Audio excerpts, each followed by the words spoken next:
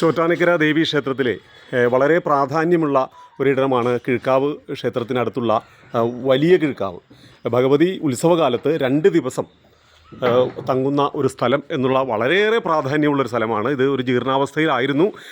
അതിൻ്റെ നിർമ്മാണ പ്രവൃത്തികൾ ഒരു ഭക്തൻ അത് ഏറ്റെടുക്കുകയും അത് വളരെ കൃത്യമായി തന്നെ ചെയ്യുകയും അതിൻ്റെ ഉദ്ഘാടനം, ഒരു സമർപ്പണം, ഈ സമർപ്പണം 24-ാം തീയതി ഫെബ്രുവരി 24 രാവിലെ 10:00 ശേഷം ബഹുമാനപ്പെട്ട ബോർഡ് മെമ്പർമാരായ അഡ്വക്കേറ്റ് KP അജയൻ സർ, അതുപോലെ Suresh Babu sir, Chottanikkara Devaswom assistant commissioner യഹുൽദ സർ, അതുപോലെ മാനേജർ രാജീവ് സാർ, ക്ഷേത്ര ഉപദേശക സമിതി എക്സിക്യൂട്ടീവ് അംഗങ്ങൾ, നാട്ടുകാർ എല്ലാവരുടെയും സാന്നിധ്യത്തിൽ അതിൻ്റെ സമർപ്പണ ചടങ്ങ് നടക്കുകയാണ്.